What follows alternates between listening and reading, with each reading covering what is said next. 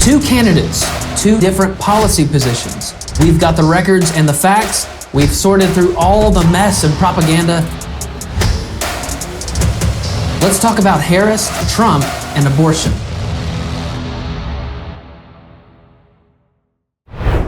The research shows a fairly wide gap on this issue. Only 35% of Trump supporters see abortion as a top issue, while 67% of Harris supporters see it as one. Moderates, I'm sure, fall somewhere in the middle there. It's really important to talk about why those numbers exist. Why is it that a minority of Trump supporters see abortion as a top issue? Why do a majority of Harris supporters see it as a top concern this election? Well, let's speak to the latter first. And I pledge to you, when Congress passes a bill to put back in place the protections of Roe v. Wade, as President of the United States, I will proudly sign it into law. But understand, if Donald Trump were to be reelected, he will sign a national abortion ban. Understand, in his Project 2025, there would be a national abortion, a monitor that would be monitoring your pregnancies, your miscarriages. Kamala Harris makes four significant claims there. First, she says that Congress will pass a bill to codify abortion. Second, she says as president, she would sign the bill into law, making abortion completely legal in the United States. Third, she says if reelected, Donald Trump would ban abortion nationwide. And fourth, that he would nominate as some sort of reproductive czar a national monitoring system on pregnancy. In the year before the Dobbs decision and the subsequent overturning of Roe v. Wade, there were over 622,000 abortions. Since then, abortion numbers have dramatically increased. Last year, there were over 1 million abortions. We averaged over 86,000 abortions a month in 2023. And this despite 14 states having near total abortion bans. Now, why do I say near total? Because every one of those 14 states have exceptions. For example, I live in Tennessee. They have banned all abortions at any point except when there's a threat to the life or physical health of the mother. Listen to me very closely. There is not a single state in the country that has completely banned abortion. Not one. 41 states have exceptions and rules. 9 states and the District of Columbia are the only places with 0 restrictions.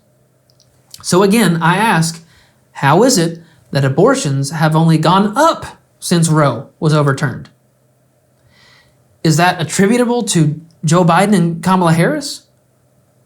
Sure, they have articulated their support for reproductive health care and abortion rights, but have they actually done anything? It's been 2 years since the Dobbs ruling. They've done nothing legislatively to codify abortion. Why not? I bet they could get enough Republicans to support an amendment to the Constitution for that. Why don't they do that? In 2020, they ran on preserving Roe v. Wade, but that didn't work. Look, Trump did 3 things. He appointed judges and justices, the Supreme Court and federal courts.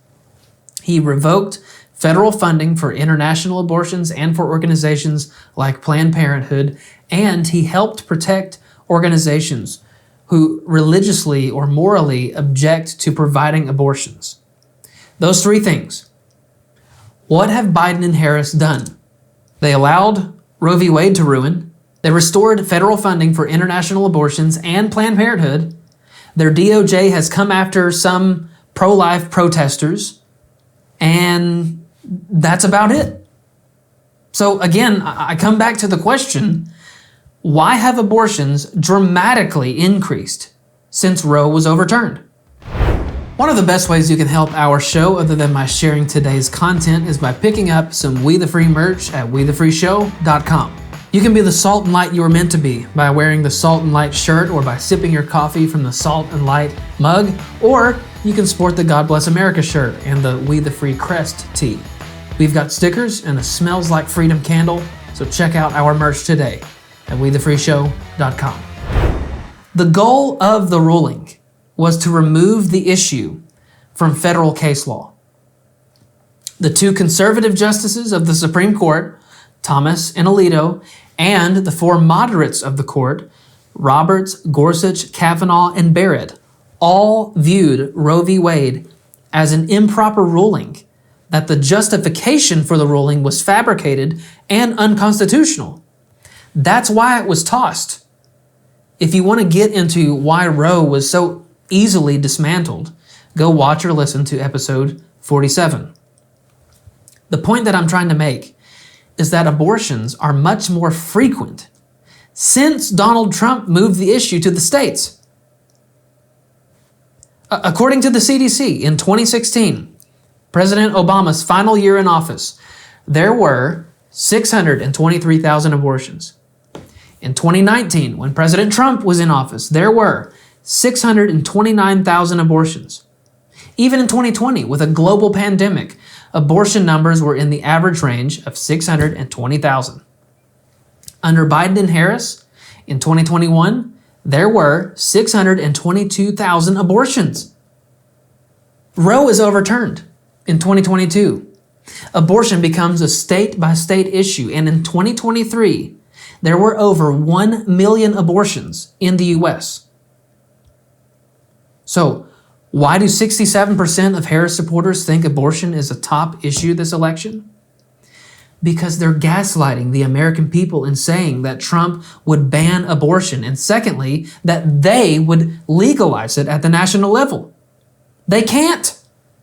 They don't have the numbers in Congress. But more importantly, the reason for which Roe was overturned is the same reason for which abortion could never become federal law. And as far as the abortion ban, no, I'm not in favor of abortion ban, but it doesn't matter because this issue has now been taken over by the states. Would you veto a national abortion ban if it came Well, to I your won't desk? have to because, again, two things. Number one, she said she'll go back to Congress. She'll never get the vote. It's impossible for her to get the vote. We don't have to discuss it because she'd never be able to get it, just like she couldn't get student loans. They couldn't get student loans. They didn't even come close to getting student loans. They taunted young people and a lot of other people that had loans. They can never get this approved. So it doesn't matter what she says about going to Congress. Well, wonderful. Let's go to Congress, do it. But the fact is that for years they wanted to get it out of Congress and out of the federal government. And we did something that everybody said couldn't be done. And now you have a vote of the people on abortion. This is really important. Don't miss this. The Supreme Court is the foremost part of the judicial branch of the United States government. They are not the legislative branch. That would be Congress, the House and the Senate. Roe v. Wade was Supreme Court case law, which gave weak, semi-legal footing to abortion on the national level for half a century. The people of the United States had zero input. They had zero say on the matter, which is counter to the American founding. In that case, which should have been overturned a long time ago, seven justices decided the issue of abortion for all of the American people. Now, because it was overturned, all 350 million of us get to decide. That is democracy. Set aside the rhetoric and the conversations about viability and conversations about conception and trimesters, full-term and post-birth abortions and whose body is actually being affected here. The issue of abortion is no longer a federal issue. It's not. Donald Trump can't do anything about it. Kamala Harris can't do anything about it because it's no longer a federal issue. I think most of Trump's supporters realize this, which is why only 35% of his supporters recognize abortion as a top issue. It's no longer a national conversation. It's a state-by-state conversation.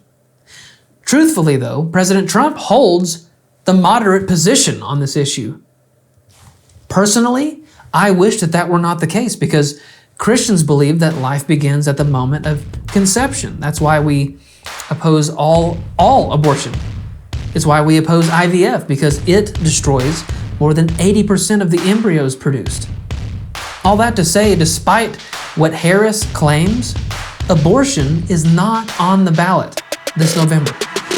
Thanks for watching today. Listen, I want to make sure that you stay informed on the news and the biblical response to it. So do yourself and us a favor and hit the subscribe button before you go. And then we would love for you to check out WeTheFreeShow.com to grab yourself some merch to spread the word about We The Free. And we're also going to put a video on the screen right now that we think you'll like. Now, go and be that salt and light, and we'll see you next time.